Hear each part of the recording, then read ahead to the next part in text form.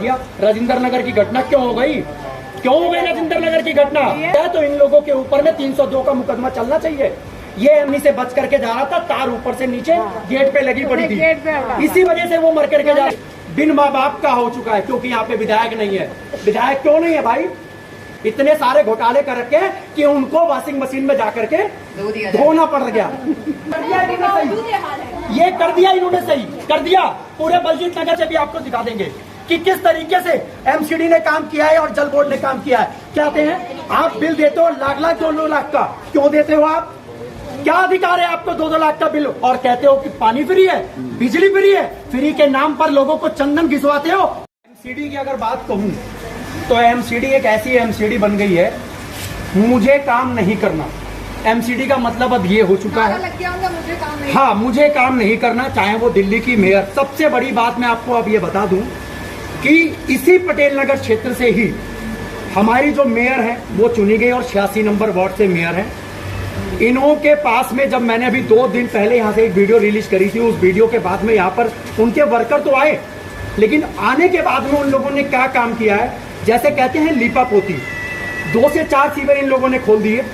2 से 4 सीवर खोलने के बाद में इन लोगों ने करा क्या, टाइम दिया कि हम आकर के दूसरा काम करेंगे, लेकिन मेन जड़ को जो है वो पकड़ने की बिल्कुल भी इन लोगों ने कोशिश नहीं करी। दिल्ली की मेयर लगातार ये कहती है कि हमने दिल्ली के तमाम नाले सीवर सब कुछ साफ करा दिया। राजेंद्र नगर की घटना क्यों हो गई राजेंद्र नगर की घटना?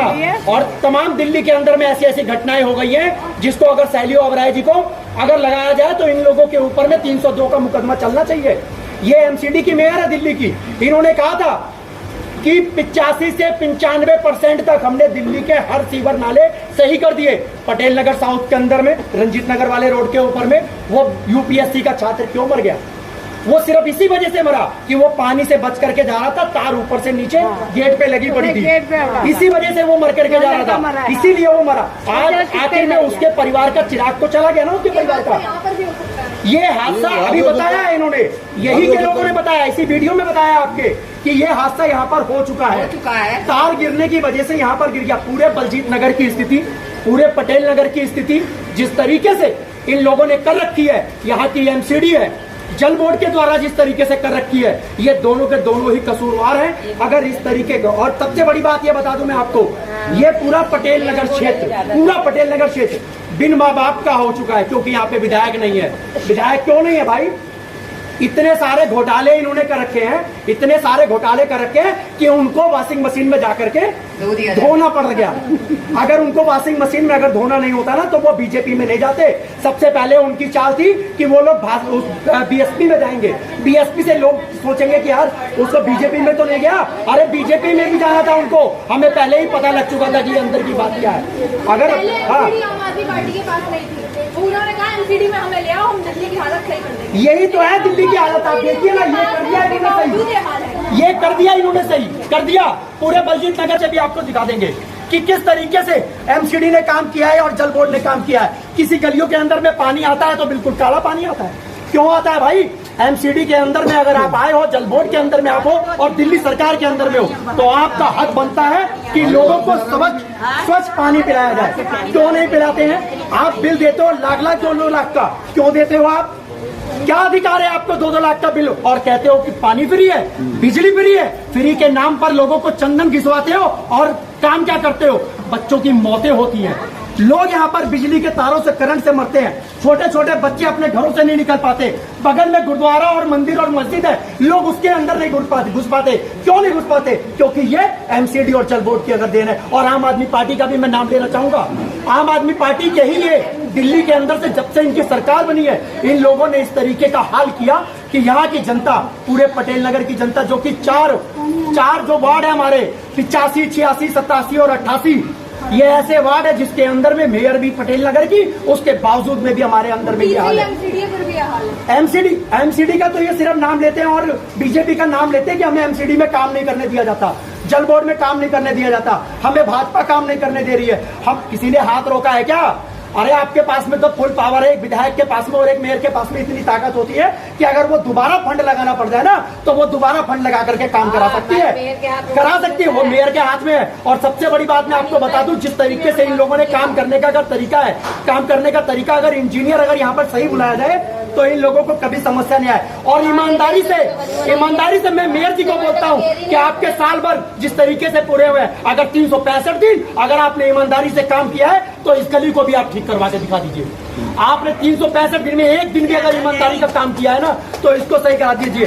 अगर यहाँ पर बिल्डिंग बनेगी, छज्जा निकलेगा, किसी का कुछ काम होगा तो वहां से पैसे आप लोगों को चाहिए, एमसीडी के लोग पहुंच जाएंगे। इनके घर के अंदर छोटे छोटे गमले होते हैं, उसके अंदर अगर पानी भर जाए और एक मच्छर पैदा हो जाए ना तो 500 और 1000 रुपए का चालान काट देते हैं। इनका कौन चालान काटेगा?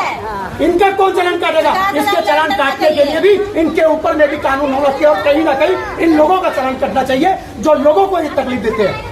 अगर हम हमारी वजह से हमारे यहाँ 4 छोटा सा पानी अगर कूलर में, पौधे में या कहीं डब्बे में अगर पानी मिल जाता है तो 500 1000 रुपए का चालान काट देते हैं। इनकी कमाई का पैसा नहीं देते हम लोग, अपने मेहनत का पैसा देते हैं। ये मजदूर अपने मेहनत का पैसा देते हैं, सिर्फ अपने बच्चों को पालते पोसते इसलिए कि दिल्ली के अंदर उनको अच्छी शिक्षा मिले, अच्छा स्वास्थ्य मिले और अच्छी कम से कम नौकरी मिले और हमारे बच्चों को अच्छी शिक्षा मिल सके। लेकिन इन लोगों ने शिक्षा के नाम पर, आपको शिक्षा के लिए भी बताता हूं मैं, जब बात खुली है ना तो मैं पूरी बात खोलूंगा। शिक्षा के नाम पर कहते हैं हमने बहुत द्वारका के अंदर में एक स्कूल बनाते हैं और पूरे ऑल इंडिया के अंदर फैला देते हैं कि हमने दिल्ली की जो शिक्षा है उसको बहुत सही कर दिया है, बहुत अच्छा हमारे लोगों का काम है, हमने जो बच्चों की शिक्षा हमने बहुत अच्छी कर दी है। अरे कहाँ कर दी है? आप पटेल नगर के अंदर में जाइए ना, पंखे नहीं चलते हैं बच्चों के पास में। मेरे बच्चे पटेल नगर के अंदर गवर्नमेंट स्कूल में पढ़ते हैं। आपके बच्चे जिस दिन गवर्नमेंट स्कूल में पढ़ना चालू कर देंगे उस दिन आप लोगों को पता लग जाएगा किसी विधायक, एमएलए या निगम पार्षद का बच्चा गवर्नमेंट स्कूलों में नहीं पढ़ता। क्यों नहीं पढ़ता? क्योंकि उनको पता है कि हम अच्छी सुविधा दे ही नहीं सकते तो हमारा बच्चा वहाँ पे पढ़ ही नहीं सकता। आप पढ़ना चालू करके देखिए, जिस दिन विधायक का बच्चा किसी अच्छे व्यक्ति का बच्चा उन स्कूलों के अंदर में जाकर के पढ़ेगा, एक दिन जाएगा और दूसरे दिन वो डेस्क के ऊपर में बैठेगा नहीं, क्योंकि उसको पता है कि जिस तरीके से मेरे को सुविधा मिलनी चाहिए वो नहीं मिल रही। क्योंकि उसके पास तो जायदाद है ना, उनको मिल जाएगी शिक्षा, उनके बच्चे विदेश में चले जाएंगे। लेकिन गरीबों के बच्चे विदेश में नहीं जाते हैं, गरीबों के बच्चे विदेश में नहीं जाते हैं। उनको कहाँ पढ़ना होगा? गवर्नमेंट स्कूलों में। और कहते हैं ये लोग स्वास्थ्य की बात करते हैं, पटेल हॉस्पिटल के अंदर में चले जाइए, एक ORS नहीं है, ORS की दवाई आती है ना वो नहीं है, दवाइयाँ वहां पर नहीं है। क्यों नहीं है पटेल हॉस्पिटल में भाई दवाइयाँ? क्यों नहीं है? इसका मेन सिर्फ कारण है भ्रष्टाचार, भ्रष्टाचार और भ्रष्टाचार। ये आम आदमी पार्टी पूरी भ्रष्टाचार में लिप्त है। अगर ये लिप्त नहीं होती तो शायद ये गली क्या पूरे बलजीत नगर और पटेल नगर की स्थिति सही होती। और दूसरी बात, मेयर के घर के आगे, मेयर के घर से कम 50 कदम की दूरी पे 20 नंबर रोड की वो स्थिति है कि वहां से पैदल बच्चा जो है जब निकलता है ना पूरे बलजीत नगर का तो आंखें जब नम हो जाती है कि मेरे बच्चे किस तरीके से जा रहे हैं। और कपड़े के जूते पहन के जाते हैं, जब गीले हो जाते हैं ना मैडम, जब वो बीमार पड़ते हैं बच्चे तो माँ बाप के जेबों के अंदर से महीने के पैसे चले जाते हैं, दिल रोता है, ये दिल रोता है। मैं भी किसी का बाप हूँ, मेरे बच्चे जाते हैं वहाँ पर, ये देखिए कि हमारे बच्चे किस तरीके से उस जगह पर रह रहे हैं। एक स्लम कॉलोनी के लोगों को भी आप लोग इंसान समझने की कोशिश कीजिए। जिस दिन आप लोगों ने इंसान समझने की कोशिश कर दी तो शायद हमारे भारत के इतिहास के अंदर में राजनीति बहुत अच्छी हो गई। धन्यवाद।